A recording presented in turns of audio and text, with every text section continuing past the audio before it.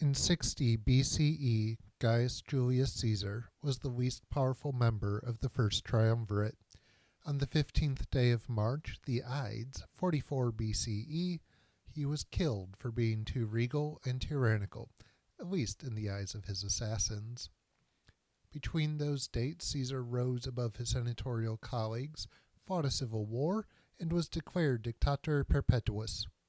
Crucial to this rise of power was Caesar's military campaign in Gaul.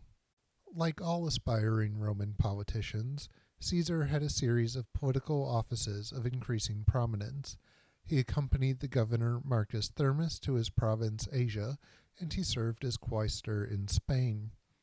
While edile, Caesar accumulated debt and fame for his opulent games, beast hunts, and gladiatorial games. During the Catilinarian conspiracy of 63 BCE, Caesar drew suspicion for proposing that the conspirators should be exiled instead of being outright killed without a trial. A few years later, Julius Caesar made an informal political alliance with Marcus Licinius Crassus and Gnaeus Pompeius Magnus. The alliance ensured that Caesar would become consul, policies favored by the other men would become law, and each man eventually obtained a provincial command. Crassus would become governor of Syria, where he died in 53 BCE after losing the Battle of Carrhae. Pompey would become governor of Spain, which he commanded through legates. He would remain in Rome to become sole consul in 52 BCE. Caesar went straight from his consulship in 59 BCE to Gaul in 58. We know a lot about Caesar's campaigns in Gaul because commentaries survive about his Gallic and civil wars. According to the biographer Suetonius, it is unclear who wrote the commentaries about the civil wars, but it is clear that Caesar wrote books 1 through 7 of the De Bello Gallico, and Aulus Hirtius wrote the 8th book. Each of the first 7 books records the activities of Caesar's armies for a year, likely for publication in 51. Hirtius wrote about 2 years, 51 and 50. Indeed, the style and level of detail changes in Book 8. Each author's habitual vocabulary choice and sentence structure are different, and Hirtius provides more detail about smaller military battles. Hirtius, Cicero, and others record praise for Caesar's writings. Hirtius says that Caesar wrote quickly and easily, and Cicero says that his writing has a beautiful simplicity without excessive ornamentation. The commentaries were meant to be source material for historians, but they frightened skilled authors from writing a history of Caesar's conquests to replace the commentaries. At the beginning of his time in Gaul, Caesar learned that one group, the Helvetii, were about to travel without permission through the territory of the Sequani and the Aedui. Not only did Caesar think that this threatened his province, but the Aedui asked Caesar for help. Caesar took it upon himself to defend the Aedui and expand Roman dominion and influence throughout Gaul. As a result of the campaigns, Caesar conquered up to the English Channel.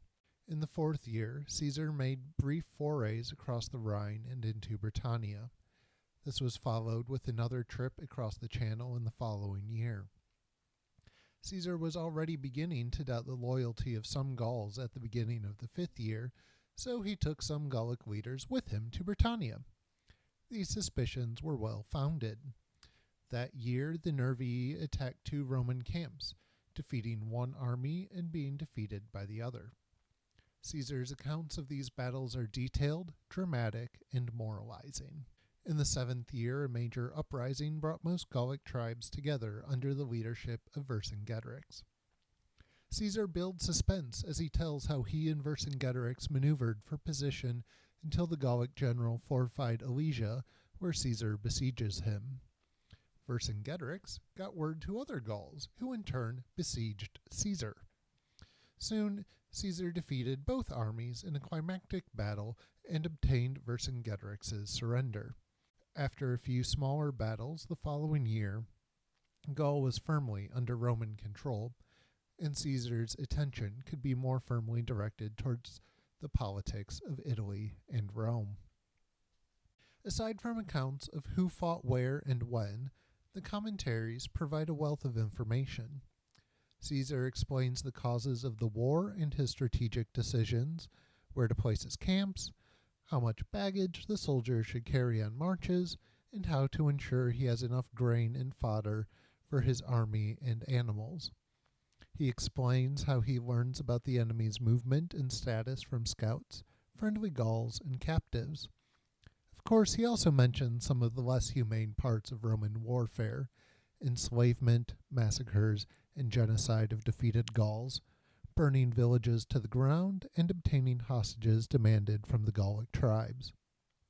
For their part, the Gauls and Germans pursue scorched earth policies to keep their men fighting and resisting the Romans. There are also tactical decisions: how to fight battles, who to send into battles or skirmishes, and who to send foraging. In addition to a few dramatic scenes or speeches demonstrating the good qualities of Roman soldiers, Caesar provides detailed accounts of Gallic, German, and British customs in warfare, religion, trade, and other aspects of life. Despite the influence of Greco-Roman ideas about the softening power of luxury and wealth, Caesar provides a fairly even-handed, less prejudiced ethnographic account of the Gauls, Germans, and Britons. Not only is Caesar's De Bello Gallico an artifact of Roman imperialism, but it also sheds light on Roman politics. Caesar tells us when he learns about the murder of his political supporter, the demagogue Claudius, and Hirtius explains Caesar's political maneuvering before he led an army across the Rubicon to Rome in 49 BCE, igniting a civil war that would end with Caesar's dictatorship. Caesar also mentions many notable Romans in his army. For example, we meet Quintus Cicero, brother of the famous Marcus Tullius Cicero, the orator. Quintus had also governed the province of Asia before serving with distinction as Caesar's legate. Furthermore, Hirtius documents Caesar's expressions of gratitude to the Italians who helped Marcus Antonius obtain an augurate. This Antonius was Caesar's close friend who became consul in 44, triumvir for restoring the Republic along with Gaius Julius Caesar Octavianus, and eventually lost the civil war to Octavian at the Battle of Actium in 31. We also meet Titus Labienus, father of Quintus Labienus, who obtained the help of the Parthians in favor of Caesar's assassins and against the armies of Marcus Antonius.